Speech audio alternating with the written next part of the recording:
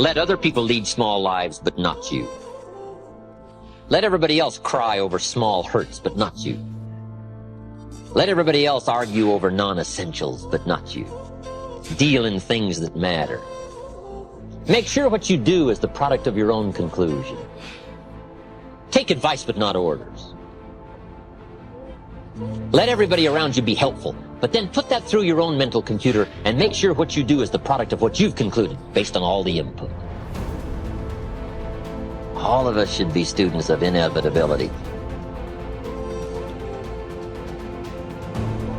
I remember one day I was out on a run and I was trying to enjoy myself because I was running on the balls of my feet, dancing along.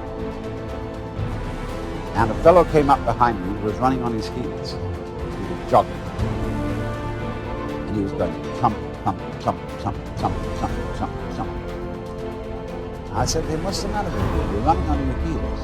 And you're jarring your whole body all the way through. Okay, but he stuck to it and he became the champion long-distance runner of the school.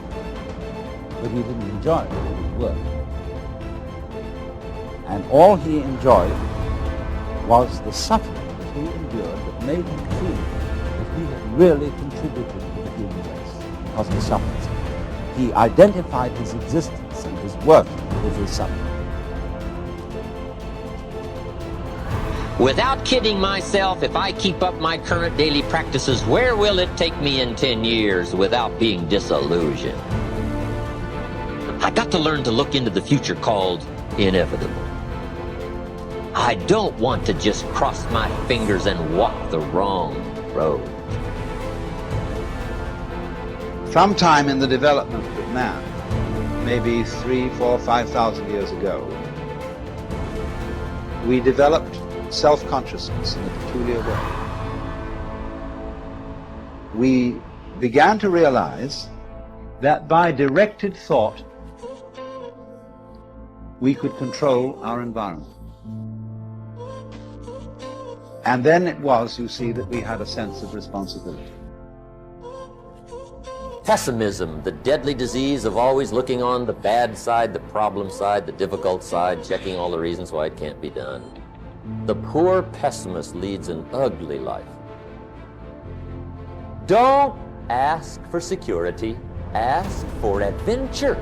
Better to live 30 years full of adventure than 100 years safe in the corner. And see, it's not important how long you live. What's important is how you live. We forget that we create the situation. Then we give our power away by blaming the other person for our frustration. No person, no place, and no thing has any power over us, for we are the only thinkers in our mind. We create our experiences, our reality, and everyone in it. When we create peace and harmony and balance in our mind, we will find it in our lives. The neck and throat are fascinating because so much stuff goes on there. The neck represents the ability to be flexible in our thinking, to see the other side of a question, and to see another person's viewpoint. When there are problems with the neck, it usually means we are being stubborn about our own concept of a situation. Virginia Satir, the brilliant family therapist, says she did some silly research and found that there are more than 250 different ways to wash dishes, depending on who is washing and the equipment used.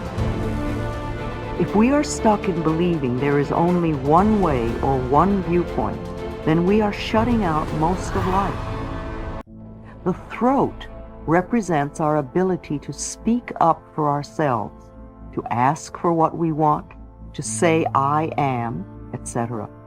When we have throat problems, it usually means we do not feel we have the right to do these things. We feel inadequate to stand up for ourselves. Sore throats are always anger. If a cold is involved, then there is mental confusion too. Laryngitis usually means you are so angry you cannot speak.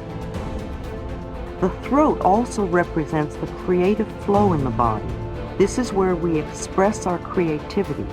And when our creativity is stifled and frustrated, we often have throat problems. We all know many people who live their whole lives for others. They never once get to do what they want to do. They are always pleasing mothers or fathers or spouses or lovers or bosses. Tonsillitis and thyroid problems are just frustrated creativity, not being able to do what you want to do. The energy center in the throat, the fifth chakra, is the place in the body where change takes place. When we are resisting change, or are in the middle of change, or are trying to change, we often have a lot of activity in our throats. Notice when you cough or when someone else coughs. What has just been said? What are we reacting to? Is it resistance and stubbornness? Or is it the process of change taking place? In a workshop, I use coughs as a tool for self-discovery. Every time someone coughs, I have that person touch their throat and say out loud, I am willing to change, or I am changing.